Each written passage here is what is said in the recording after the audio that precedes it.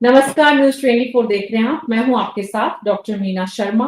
वक्फ board को लेकर पूरे देश में तूफान मचा हुआ है। देश की संसद में संशोधन बिल लाया गया है, जिसके बाद कुछ तकनीकी बदलाव होंगे और उसमें सिर्फ एक समाज विशेष, एक वर्ग विशेष के लोगों से आगे बढ़कर भी वक्फ बोर्ड के अधिकारों को लेकर ये पूरी जंग है।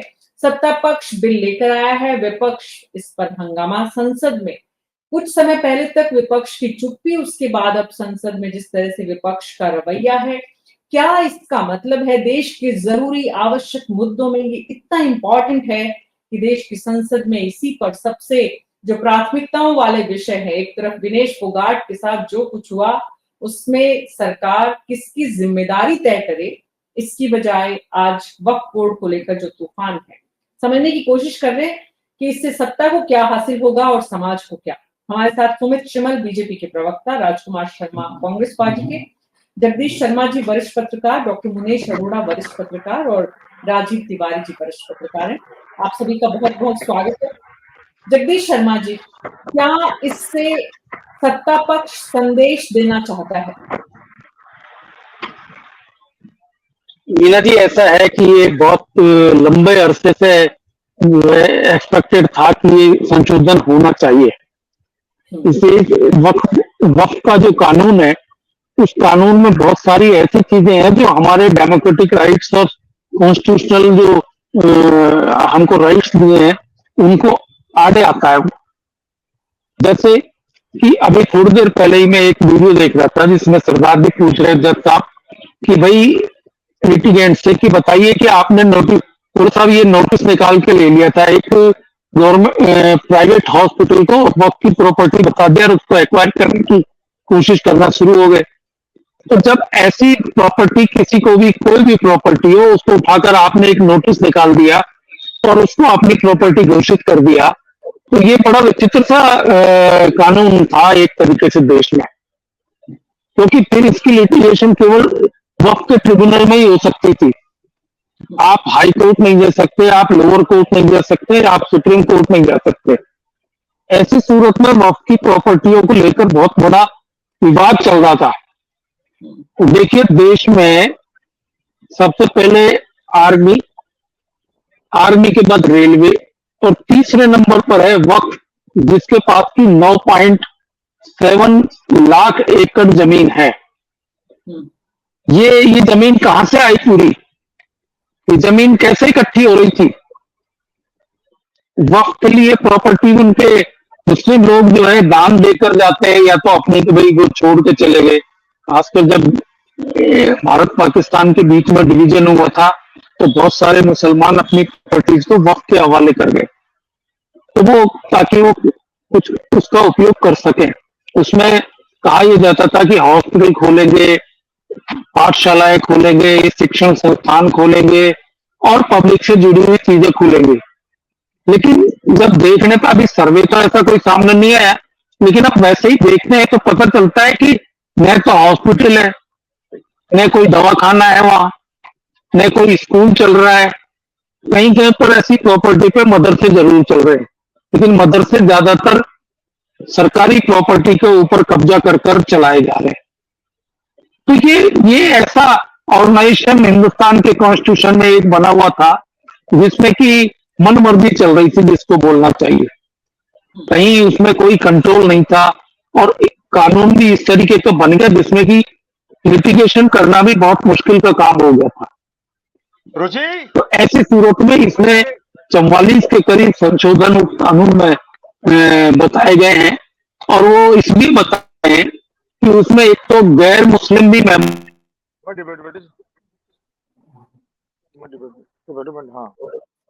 जी, जगदीश शर्मा जी इंटरनेट की तकनीकी परेशानी से जूझ रहे हैं। डॉक्टर मुनेश अरोड़ा, राजकुमार शर्मा जी भी जोड़ रहे हैं। डॉक्टर मुनेश अरोड़ा, जिस तरह जगदीश जी ने बताया कि भारतीय सेना और भारतीय रेलवे, इसके बाद अगर सबसे ज्यादा प्रॉपर्टी किसी के पास है तो वो वक्फ बोर्ड है। ऐसे में सत्ता पक्ष का, भारत सरकार का जो पक्ष है, आपको क्या लगता है उससे इस देश को, इस समाज को, हिंदुस्तान की जनता को सरकार का पक्ष समझाइए। सरकार क्या देना चाहती है हिंदुस्तान की जनता को? मीना जी, सबसे पहले तो जो मैं कानून की बात करूं, जहां से कानून की 2 उदाहरण से शुरू करता हूं, जो आप पूछना चाह रही हैं सरकार क्या चाहती है। हम्म, हमारे यहाँ 2 वर्ड बहुत प्रचलित हैं। लैंडलॉर्ड, मकान मालिक को कहते हैं। मगर मीना जी, आप मानती हैं कि यह सही वर्ड है? लैंडलॉर्ड कैसे सही हो सकता है? धरती का भगवान या तो किसान है या डॉक्टर है। और दूसरा, चंद्रचूड़ जी ने खुद ने कहा था कि लॉर्डशिप जजों को नहीं कहा जाए, वो तो अपना काम कर रहे हैं न्याय के लिए। चंद्रचूड़ जी के वर्ड है, मेरे वर्ड नहीं है। और लैंडलॉर्ड वर्ड के ऊपर भी ये टिप्पणी की है किसी बहुत सीनियर एडवोकेट ने कि लैंडलॉर्ड कैसे हो सकता है। एक छोटे से टुकड़े का मालिक जो उसने मकान बनाया, उसको आप लैंडलॉर्ड कैसे कहते हैं? और उसको लैंडलॉर्ड लिखा जाता है कानून के हिसाब से। तो जो गलतियां कानून में है उनको संशोधन किया जाना चाहिए। जो जगदीश जी भाई साहब ने जिस तरह से बात को शुरू किया था कि वक्फ के पास 9,40,000 एकड़ जमीन आई और जिस तरह से उसको बेचा जा रहा है, जिस तरह से उनके जो मैनेजर्स होते हैं या जो होते हैं वो जो काम कर रहे हैं, या वक्फ जिस पर हाथ रख दे वो जमीन वक्फ की हो जाए, तो ये जो सब चीजें हैं ये बहुत। और आप मीडिया, हमारा देश धर्मनिरपेक्ष देश है, संविधान के अधीन है, सबके लिए समान कानून है। तो मस्जिद के लिए अलग कानून, मंदिरों के लिए अलग कानून, और गिरजाघरों के अलग अलग कानून। ये क्यों भाई? एक से तो आप टैक्स लेंगे, एक से टैक्स नहीं लेंगे। एक के ऊपर आपका अधिकार है, एक के ऊपर आपका अधिकार नहीं है। कितने लाखों करोड़ रुपया मंदिरों से टैक्स जा रहा है। क्यों भाई? उनको भी फ्री होना चाहिए कि उनको फ्री होने का अधिकार नहीं है? जब सरकार एक धर्म से ले रही है तो एक धर्म से क्यों नहीं ले रही? या तो उस पर भी अधिकार रखे, वहां भी वो ट्रस्ट बनाए, उसी तरह के ट्रस्ट बनाए, उसमें भी सरकारी अधिकारी हो। एक के मंदिर में तो आप ट्रस्ट बना के सरकारी अधिकारी बैठाते हैं, वहां की नोडल एजेंसी होती है, वो वहां के पैसे को कंट्रोल करती है, और दूसरे को आप फ्री करके रख देते हैं। उसको इतना असीमित अधिकार दे देते हैं कि जैसे भस्मासुर की तरह जिसको हाथ रखो वो भस्म। तो ये तो इस देश में, धर्म निरपेक्ष देश में नहीं चल सकता। हमारे सारे देश के अंदर तो अब मेरी बात सुनो मीना जी, जिसकी थाली में ज्यादा रोटी है, अगर उसकी थाली से रोटी उठाओगे तो पीड़ा तो होगी। तो पीड़ा तो होना स्वाभाविक है। अब इसमें आरोप भी ये भी लग सकते हैं कि सरकार अपना वोट बैंक। पीड़ा किसको हो रही है, सवाल ये है डॉक्टर मुनीश अरोड़ा, और वो हम सत्ता पक्ष और विपक्ष से समझना चाह रहे हैं। आपने जो बात कही, आप अपनी बात पूरी करिए प्लीज। अब मीना जी, जब पीड़ा ये हो रही है कि आपने असीमित अधिकार वक्फ बोर्ड को दे दिए, तो जब उस अधिकारों को कटेल किया जाएगा तो आप नहीं चाहेंगे कि उन अधिकारों को कटेल किया जाए, कम किया जाए। मगर इस देश में असीमित अधिकार के साथ संस्थाओं को चलाया नहीं जा सकता, क्योंकि वो असीमित अधिकार लोकतंत्र का गला घोटते हैं अंत में जाके। वो न सिर्फ लोकतंत्र का गला घोटते हैं, बल्कि अपने ही लोगों का भी गला घोटते हैं, उस समाज का भी गला घोटते हैं। मगर वो समाज खुल के सामने नहीं आएगा। जैसे 3 तलाक का मामला है मीना जी, 3 तलाक में महिलाओं के हितों की रक्षा हुई, मगर मुस्लिम महिलाएं कहती है कि नहीं हम तो। क्यों कहती है वो? क्योंकि दबाव में है वो। दबाव में आकर अगर ये कोई मगर अंदर से तो वो साथ दे रही है ना, अंदर से तो वो भी समझ रही है कि आज हमारे साथ क्या हुआ। और अभी मैं कुछ और बातें भी सुन रहा था बोर्ड के लिए खुला और पता नहीं क्या, मेरे को तो आता भी नहीं है, इतना ज्ञान नहीं है उसका। तो जो असीमित अधिकार जिस तरह से हो रहे हैं, उस अधिकार को कटेल करना, अब इसमें राजनीतिक दृष्टि से आप देखोगे तो वो गलत है। देश को संविधान के अनुसार, संविधान की भावना से चलाया जाना चाहिए। विपक्ष तो हमेशा ही एक बात लेकर तैयार खड़ा है कि संविधान का गला घोटने को तैयार खड़े। कैसे खड़े हैं भाई? आप किसी संस्था को क्यों असीमित अधिकार देकर जिंदा रखते हो?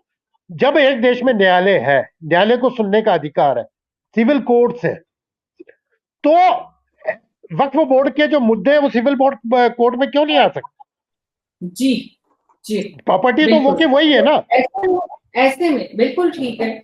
सुमित श्रीमाल जी, सरकार की मंशा जो है वो असीमित अधिकारों को कम करने की है। सरकार की मंशा जो है वो समाज में जो संविधान में कुछ समय की जरूरतों के मुताबिक प्रावधान उस वक्त किए गए थे, आज की जरूरत के मुताबिक उनको बदलने की जरूरत है।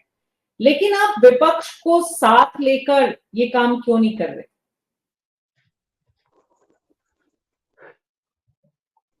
देखिए, आप बोल रहे समय के अनुसार इसको कानून को परिवर्तित किया गया, लेकिन मैं कहूंगा कि समय तो कभी मांगा ही नहीं बिल्कुल कि कांग्रेस तो शुरू से तुष्टिकरण की राजनीति करती है।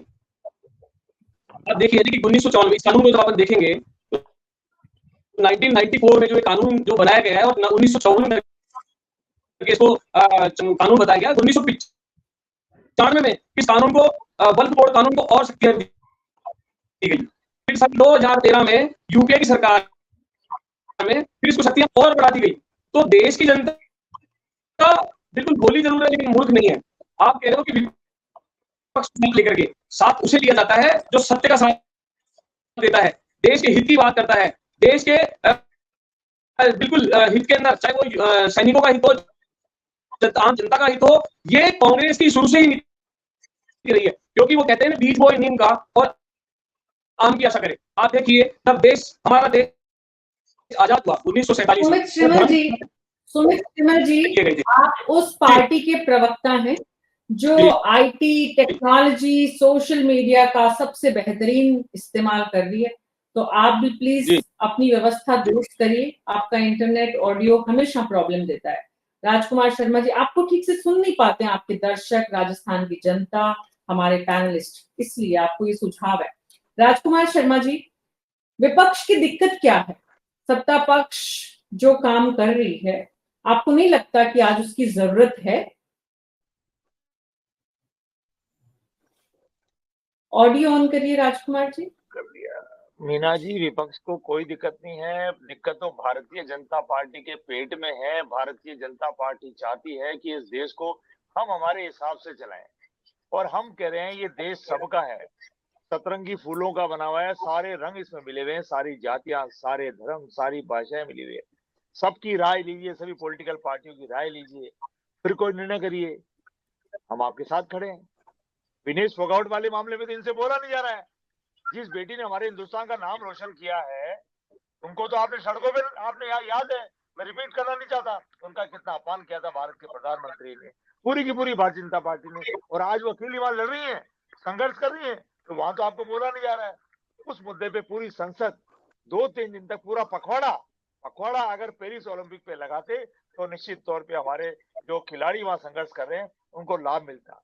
लेकिन कोई बात नहीं, वक्फ बोर्ड का मामला भी आया है कि उसमें संशोधन करना चाहते हैं, अमेंडमेंट करना चाहते हैं।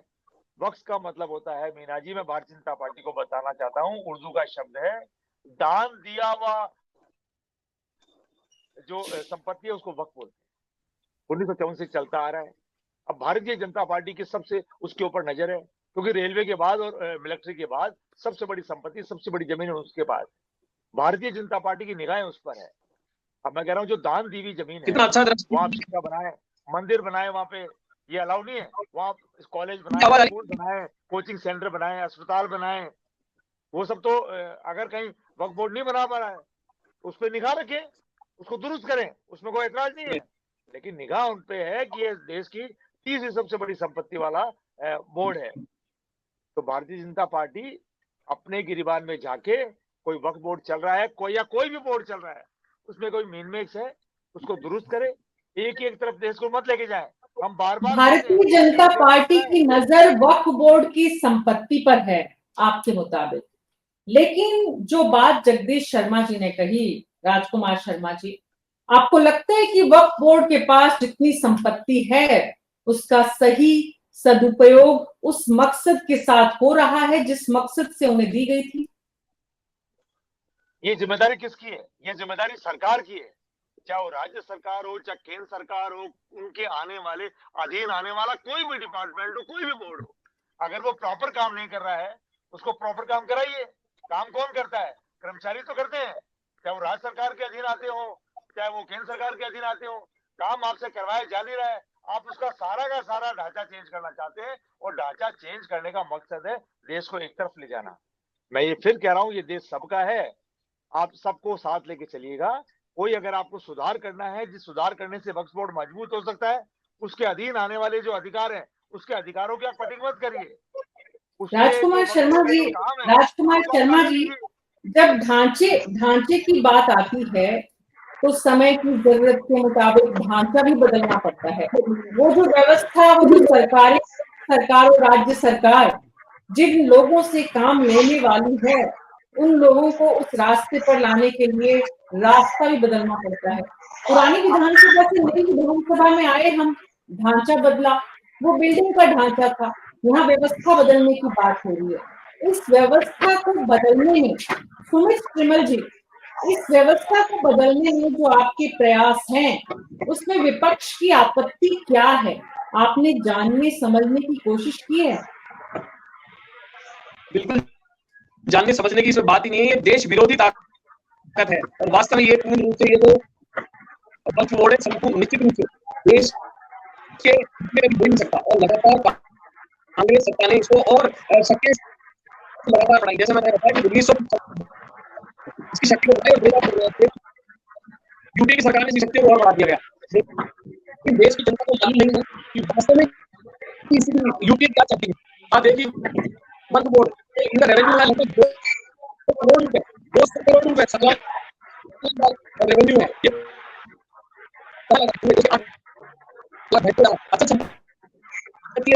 सुमित श्रीमल जी, मैं आपको तुरंत रोक देती तो मुझ पर ये आरोप लगता कि सत्ता पक्ष को बोलने का समय नहीं दिया गया, लेकिन कार्यक्रम को 21 मिनट होने जा रहे, 20 मिनट से लगभग हो रहे और इसमें तकरीबन 4 साढ़े 4 मिनट जितनी देर आप बोले हैं, आप सुनिएगा कि आप खुद को समझ सकते हैं क्या कि आप क्या बोल रहे हैं। आपकी आवाज नहीं आ रही है, तकनीकी परेशानी है, मैं माफी चाहती हूँ आपसे, आप इसको ठीक करिए। बाकी सभी लोग अपना ऑडियो बंद करिए प्लीज। जगदीश शर्मा जी, मैं आपके पास आ रही हूँ। जगदीश शर्मा जी, ये ठीक है कि समय की जरूरत और रीति नीति विचार इस वक्त जो है वो वक्फ बोर्ड की परंपरागत या जो एस्टेब्लिशमेंट के वक्त की सोच से आज मैच नहीं कर रहा है। आज सोच बदल रही है, जरूरत भी है, और आपने जिस तरह से यहाँ पे संदर्भों को बताया कि वक्फ बोर्ड का जो मकसद था, उस मकसद को पूरा नहीं किया जा रहा है, इसलिए भी सरकार का यहाँ पर सोच है। बीजेपी सरकार पर संविधान बदलने के आरोप लग रहे हैं, चुनाव से पहले भी लगे, लेकिन संवैधानिक संशोधन इस देश में पहले भी बहुत हुए हैं, लंबे समय तक, बार बार जरूरत के मुताबिक। तो ये जो इस वक्त सरकार का ये जो कदम है, क्या आपको लगता है कि सरकार इस मुद्दे पर विपक्ष को भी साथ लेकर चलने का प्रयास करे तो सरकार का मकसद और ज्यादा अच्छा बेहतर हो सकता है?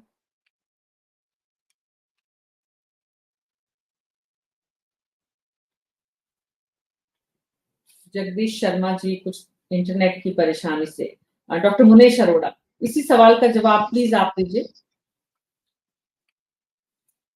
डॉक्टर मुनेश अरोड़ा, डॉक्टर साहब जब तक जुड़ा हुआ है, जुड़े, राजकुमार मेरा जुड़ा हुआ है मैडम। हाँ, मैं बोल रहा हूँ मैडम, आपने जो पूछा है ना कि जो हालात हैं इस समय पे और जिस तरह से जो सत्ता पक्ष है वो उसको जोड़ना चाह रहा है या नहीं जोड़ना चाह रहा है, चेंज करना चाह रहा है, तो मैं मीना जी एक बात को शुरू करूं। मैं राजकुमार शर्मा जी की बात से शुरू करना चाहता हूं। राजकुमार शर्मा जी ने एक बात कही थी वक्फ को लेकर के, वक्फ दान से बनी हुई जमीनों या उनके ऊपर है। राजकुमार जी, मैं बड़े उसके साथ मैं कहना चाह रहा हूं सम्मान के साथ कि क्या दान मोमडन्स नहीं दिया क्या? उसके अंदर सरकारों का योगदान नहीं था? आपकी जितनी भी सरकार रही, सांसद रहे, विधायक रहे या यूआईटीज रही, क्या उन्होंने कब्रिस्तानों के लिए जमीनें नहीं दी या उनके लिए उनके बढ़ावे के लिए जगह नहीं दी या मदरसे खोलने के लिए जगह नहीं दी? या सरकारों ने आपके तो जयपुर में इतना बड़ा हज हाउस बनाए, किसने बनाया था? तो ये क्या उनके दान से आया था? सरकारों का योगदान नहीं था? सरकारों का भी तो योगदान था उनके उसके समाज को अपलिफ्टमेंट करने के लिए। तो ये कहना कि खाली दान से ही आ रहा है वो गलत है। वक्त उस जमाने में सब ठीक था, जब लोग रिफ्यूजी होके गए थे तो वहां तक तो वह बात समझ आती है क्योंकि लोगों की जमीनें थी। मगर आज इतने साल बाद जब जो हालात हैं देश के अंदर उसमें ये जो वक्फ बोर्ड की स्थिति है, इसमें सुधार क्यों नहीं हो? एक तरफ तो आप एक तरह का ट्रस्ट बनाते हैं, तो उसी तरह का ट्रस्ट दूसरी जगह भी बना दीजिए, उसी जगह का ट्रस्ट मशीनरीज में बना दीजिए। मशीनरीज को तो आपने फ्री में बिल्कुल फ्री छोड़ रखा है, वो अपना स्कूलों के थ्रू पैसा लेती है और मनमाफी यूज करती है, उन पे कोई रोक ही नहीं है, उनकी कोई ऑडिटिंग ही नहीं है। जबकि सरकारी स्कूलों को और जब प्राइवेट स्कूलों पे आपने वो लगा रखा है, तो हर चीज में आप डिफरेंस क्यों करके चलते हो? सरकार एक आंख से देखती है पूरी जनता को, चाहे वो हिंदू धर्म हो, ईसाई धर्म हो, मुस्लिम धर्म हो, बौद्ध धर्म हो, जैन धर्म हो, सब में हो, सिख धर्म हो। अगर नीति लागू करनी है तो एक तरह की नीति लागू करिए पूरी तरह से। समान कानून बनने चाहिए, चाहे वक्त के लिए हो, चाहे मंदिरों के लिए हो। यहाँ सरकारी अगर अधिकारी बैठता है या जमीनों पे, देवस्थान की जमीनों को लेकर आप वहां जा सकते हो कोर्ट में, चल रहे हैं ना, देवस्थान की जमीनें भी बिक रही हैं, जैसे वक्फ की जमीनें बिक रही हैं, वक्फ की जमीनों पे नाजायज कब्जे हो रहे हैं, कब्रिस्तानों पे कब्जे हो रहे हैं। क्यों नहीं आपके वक्फ बोर्ड ने अब तक कंट्रोल किया वहां पे? क्यों नहीं उसमें संशोधन हो? कितना आप उनको लाभ पहुंचाने में सक्षम रहे? खाली आप ये दिखावे के लिए रखना चाहते हैं कि हमारा इतना बड़ा वोट बैंक है। क्यों नहीं राज्यों के पास, उनके पास अधिकार है कि किस कम्युनिटी को कितनी जरूरत है वहां पे, उनकी जो कम्युनिटी है उसको कितनी जरूरत, किस तरह की जरूरत है। आप कर नहीं रहे, इसलिए तो सरकार को इंटरफेयर करना पड़ रहा है। अगर आप कर रहे होते तो सरकार, आप अगर पूरी तरह से संभाल रहे होते, अगर आप पे आरोप नहीं आ रहे होते, तो आप ये कह सकते थे कि सरकार गलत कर रही है, हम तो बहुत सही कर रहे थे। मगर आप अपनी संपत्तियां नहीं संभाल रहे, अपनी संपत्तियों को अपने ही लोगों को देके उस पर दुरुपयोग करवा रहे, तो उस पर कंट्रोल कौन करेगा? जी, उस पर कंट्रोल तो कोई तो सरकार की एजेंसी करेगी। और जी, मीना जी, दूसरी बात और बता दूं मैं, इसको राजनीतिक आने से कोई भी देखता रहे, बीजेपी अपने तरीके से देखे, कांग्रेस अपने तरीके से देखे, सपा अपने तरीके से देखे, क्योंकि सबके अपने वोट बैंक है। मगर देश में मुसलमानों को भी उतना अधिकार है अपलिफ्टमेंट का जितना और समाजों को है। खाली दरगाह, जी, मस्जिद, तो मंदिर और इस तक ही सीमित नहीं रह सकते, कब्रिस्तानों तक। समाज की उन्नति कैसे हो, वहां टेक्निकल कॉलेजेस कैसे आए, इस पे भी तो सरकार को नजर रखनी चाहिए, उस समाज की उन्नति कैसे हो। अगर सरकार जी, उसके लिए कुछ करना चाहती है तो क्यों नहीं करे, वो उसमें संशोधन क्यों नहीं लाए? राजकुमार शर्मा जी, एक आरोप लगता है कांग्रेस पार्टी पर, बल्कि यूं कहना चाहिए कि इस देश के राजनेताओं पर, कि उन्होंने अपने हितों को पूरा करने के लिए लोगों को उसी हालत में बनाए रखा जिस हालात में वो हैं। अपलिफ्टमेंट, जिस बिरादरी की पैरवी आप लोग कर रहे हैं, हम तो न्यूज़ 24 में कोशिश करते हैं और पुरजोर कोशिश करते हैं कि हम इस समाज को हिंदू, मुसलमान, सिख, ईसाई के उसमें नहीं बांटे, लेकिन क्योंकि ये मुद्दे में हम बच नहीं सकते, इस मुद्दे में कहीं ना कहीं जो पूरा का पूरा टारगेट ऑडियंस है विपक्ष की, वो एक समाज, एक धर्म विशेष के लोग हैं। लेकिन इतने सालों में भी आप उनको मुख्य धारा में उस तरह नहीं जोड़ पाए जिस तरह से जुड़ने चाहिए थे। अगर सरकार की मंशा अपलिफ्टमेंट की है, प्रोग्रेस की है और सबको साथ लेकर आगे बढ़ने की है, इस वक्फ बोर्ड की प्रॉपर्टीज का भी देश हित में इस्तेमाल करने की है, तो विपक्ष को सहयोग और सुझावों के साथ स्वागत नहीं करना चाहिए। मीना जी, जब से भारतीय जनता पार्टी की पिछले 10-12 साल से सरकार चल रही है, 10 साल से सरकार चल रही है, अब वो माहौल नहीं है। अब वो विपक्ष से कॉपरेशन की उम्मीद करें, ऐसा माहौल भारतीय जनता पार्टी की पिछली 2 सरकारों ने 14 और 19 में नहीं ऐसा रिजल्ट दिया है। 14 की सरकार, 19 की सरकार ने विपक्ष पार्टियों से इतना बैर ले रखा है कि अब वो सहयोग की उम्मीद कर ही नहीं सकते हैं। 2014 और 2019 से जो सरकार रही है, उनकी मंशा किस तरीके की है, विपक्ष को खत्म करने की है, विपक्ष जिसका भी साथ दे दे उसको खत्म करने की रही है। हम बार बार कह रहे हैं कि ये परंपराएं मत डालिए।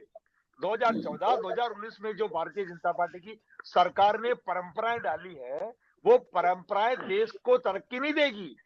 हम कोई हिंदू विरोधी नहीं है, हम कोई मुसलमान विरोधी नहीं है, हम किसी पर्टिकुलर धर्म के विरोधी नहीं है। हम चाहते हैं सतरंगी फूलों का गुलदस्ता हिंदुस्तान। लेकिन 10 साल से पिछले जो माहौल भारतीय जनता पार्टी ने बनाया है, वो करने के बाद एक ऑटोमेटिक जैसे ही बीजेपी का नाम आता है विपक्षी पार्टियों के दिमाग में और पूरे देश में कुछ समाजों के अंदर एक बहुत बड़ा क्वेश्चन आ जाता है, ये क्वेश्चन किसने बनाया, क्यों ऐसा माहौल बनाया गया। मैं भारतीय जनता पार्टी से अपील करूंगा, विनम्रता से अपील करूंगा, पहले इस प्रश्न को उठाइए। ये जो क्वेश्चन आपके नाम के आगे लग गया है इसको उठाइए। हम चाहते हैं हमारा देश तरक्की करे, हम जी, चाहते हैं हमारे देश में सभी समाज सभी भाषाएं विपक्ष तरक्की सहयोग करे। के तो साथ ऐसा काम माहौल करने आप को थोड़ा तैयार सा है, सत्ता पक्ष सहयोग लेने के लिए तैयार नहीं है। ये क्रेडिट लेने की होड़ में ये सब हो रहा है क्या जगदीश शर्मा जी?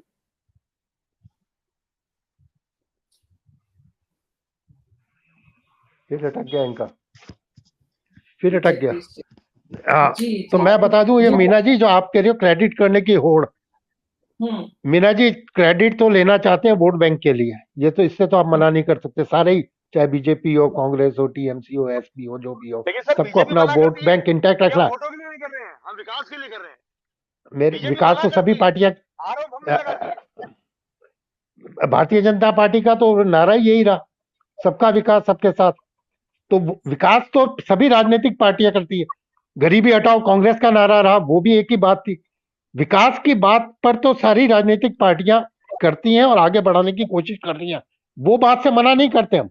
राजनीतिक दल अगर विकास नहीं कर रहे होते तो देश यहां तक पहुंचता कैसे, इससे मना नहीं कर रहे। मगर मोटो क्या है, बिहाइंड द मोटो, जो आपने कहा ना कि क्वेश्चन मार्क लगा हुआ है भारतीय जनता पार्टी पे, पहले वो हटाए 14 से लेकर अब तक जो हालात भारतीय जनता पार्टी ने की है। राजकुमार जी मैं एक बात बता दूं, वोट बैंक की राजनीति ने इस देश का बेड़ा गर्क कर दिया है। अगर मन शुद्ध होते ना तो काम देश में बहुत सुधर गए होते। हर जगह वोट बैंक की राजनीति कर करके आज देश की हालत हो गई है कि हम एक अच्छा काम भी करने जाते हैं ना तो उसमें बुराई नजर आती है, चाहे कोई भी पार्टी हो। मैं किसी एक पार्टी का नहीं कह रहा, कोई भी एक अच्छा काम करने जाओगे उसमें बुराई नजर आएगी। आज फोगोट के साथ जो हुआ ओलंपिक में, पूरा देश दर्द कर रहा है ना, तो राजनीतिक दलों को भी तो एकजुटता दिखानी चाहिए थी उस पे। डॉक्टर मुनेश अरोड़ा, एक चीज आप देखिए, बात आप देखिए, पूरा देश विनेश के साथ है, लेकिन उसके बाद भी लाचार है, बेचारा है, क्योंकि कुछ कर नहीं पा रहा। भारत इतना बड़ा देश और 10 मेडल लाने की होड़ पूरी नहीं कर पाए, और उसमें भी जो मेडल लाने वाला है उसको बचा नहीं पाए। अंतर्राष्ट्रीय नियमों के तहत कुछ नहीं किया जा सकता, उसमें आपत्ति नहीं है। आपत्ति इस बात में जरूर इस देश की सरकार को होनी चाहिए कि हमारा खेल मंत्रालय किस जिम्मेदारी के साथ इस काम को कर रहा था। बहरहाल जगदीश शर्मा जी राजकुमार जी बोले, उसके बाद जगदीश जी आपके पास आ रही। मीना जी फोगावट वाले मामले में जब उन्होंने एक दिन में 3 जीतें दर्ज की और जब वो पास हुई तब किसी ने पोस्ट नहीं की थी, तब किसी ने सोशल मीडिया पे पोस्ट नहीं किया था, लेकिन जब वो फेल हो गई तब सबने सहानुभूति की पोस्ट की है। तो ये दोहरा जो चरित्र है आपका, ये हिंदुस्तान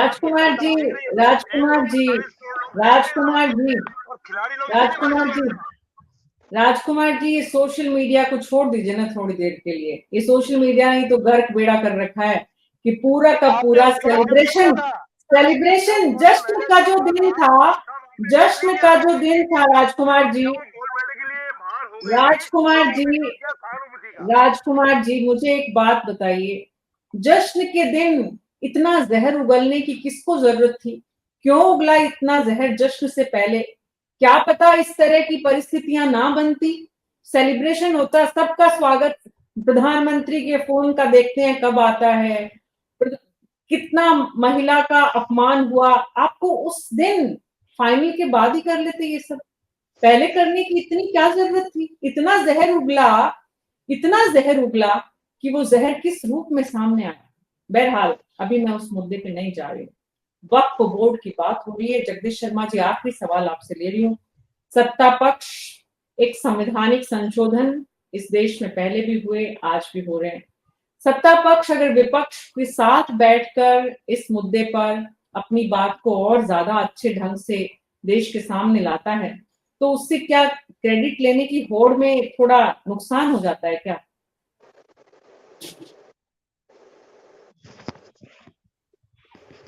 मीना जी, किससे बात हो रही है? आपसे जगदीश आपसे जी। आप ही से हो रही है जगदीश जी।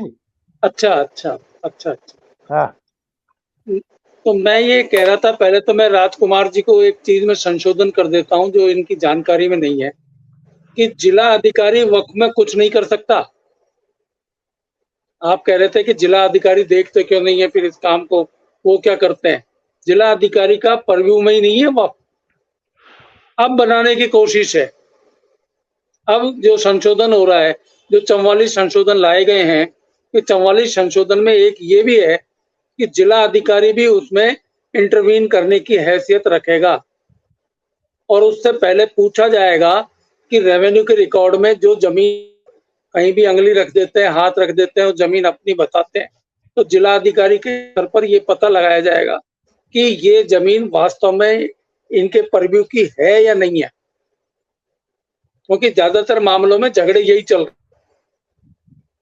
वक्फ बोर्ड का जो प्रोविजन अभी तक है उसमें यह है कि अदालत में आप एप्लीकेशन लेके नहीं जा सकते, उनका जो ट्रिब्यूनल बना हुआ है उसी में ही जा सकते हैं, जिसमें वो खुद ही बैठे हुए हैं करने वाले। तो फैसला कैसे हो सकता है? दूसरी बात कि ये संशोधन हो रहा है, ये तो अच्छे के लिए ही हो रहा है। इसमें गैर मुस्लिम 2 सदस्यों को भी मेंबरशिप दी जाएगी बोर्ड के अंदर, मुस्लिम महिलाओं को भी रिप्रेजेंटेशन दिया जाएगा, नौजवानों को भी रिप्रेजेंटेशन दिया जाएगा, तो ज्यादा डेमोक्रेटिक हो जाएगा। बल्कि बोर्ड, जो वक्फ बोर्ड है, तो ज्यादा डेमोक्रेटिक होगा, ज्यादा बेटर तरीके से काम करेगा। फिर राजकुमार जी तो इतने अच्छे जानकार हैं, इतने अच्छे भले आदमी हैं, आप मुझे बता दीजिए कि जयपुर में किसी वक्फ की जमीन पर कोई चलने वाला स्कूल आपको मालूम हो, कोई हॉस्पिटल आपको मालूम हो, जो वक्फ बोर्ड ने कहा हो भाई यहाँ हॉस्पिटल खोल लो, ये हमारे अंडर की जमीन है, या यहाँ एक मदरसा खोल दो या स्कूल खोल दो, कोई है आपकी जानकारी में? क्योंकि ये केवल प्रॉपर्टी को इकट्ठा करना और उससे पैसे कमाना। आपको जानकर एक और आश्चर्य होगा कि देश में तो तीसरे नंबर की जमीन इनके पास है, 9,47,000 करोड़ जी। बीघा, लेकिन इनकम टैक्स एक जीरो देते हैं। ये इतनी प्रॉपर्टी पे जब बना हुआ है, सब कुछ है, तो आपकी उससे इनकम कुछ होती नहीं है जी, कोई इनकम फाइल नहीं करते। तो अब बहुत सारी चीजें सुधार होंगी। इसका विरोध तो केवल राजनीतिक विरोध है। मैं ऐसा मानता हूं कि इसके पीछे केवल राजनीति है, क्योंकि एक वोट बैंक है, उसके जैसी आप बात करो और सरकार उसमें सुधार कर रही है तो उसका विरोध करो, ताकि हम वोट बैंक के बीच में मैसेज दे सकें कि भाई ये देखो हम आपके पक्ष में बोल रहे थे। जी, इस देश में वोट बैंक के नाम पर, इस देश में वोट बैंक के नाम पर क्या क्या नहीं हुआ, लेकिन अब मीना जी एक बात और बता दूं, मीना जी और बता दूं एक बात, कि चुनाव आने वाले हैं, महाराष्ट्र में आने वाले हैं, यूपी में आने वाले हैं, हरियाणा में आने वाले हैं, ये सब, तो उस इशू को तो आपने टच ही नहीं किया मीना जी। ये जो पॉकेट्स है ना, ये जो पॉकेट्स हैं, ये भी वोट बैंक के बड़े बड़े हिस्से हैं। इन राज्यों में भी वोट बैंक बहुत बड़ा है, बहुत इंपॉर्टेंट और डिसाइडिंग स्टेट्स हैं। पश्चिम बंगाल में भी होने हैं हाँ, पहले, लेकिन ये जितने अब आने वाले, तो जो जितने स्टेट है ना, वहां पे विपक्ष को अपने आप को दिखाना है कि देखिए हम आपके लिए, वक्फ बोर्ड के लिए जो सुधार हो रहा था उसमें हम आपके लिए लड़े। वो ये नहीं कहेंगे कि हमने सुधार करवाए, ये नहीं कहेंगे, हम आपके हितों के लिए लड़े, ये कहकर जो बात आती है ना, ताकि वो उनकी तरफ से उनकी सिंपैथी ले सके। जैसे 3 तलाक के खिलाफ इन्होंने, दरअसल डॉक्टर मुनेश अरोड़ा, राजकुमार जी, जगदीश जी, बहुत बहुत शुक्रिया। जनता इस बात को समझे दरअसल ठीक से कि वक्फ बोर्ड के तहत आज क्या कुछ हो रहा है, क्या प्रोविजन है, कितना उसके पास संपत्ति है, उस संपत्ति का इस्तेमाल किसके हित में हो रहा है, सरकार को उससे क्या फायदा है, समाज को उससे क्या फायदा है, और जो बदलाव होने वाले हैं उन बदलावों के बाद कौन कितना प्रभावित होगा और देश की अर्थव्यवस्था और समाज के ताने बाने में इससे क्या फर्क आएगा। न्यूज़ 24 पर आज मेरे साथ इतना ही। नमस्कार।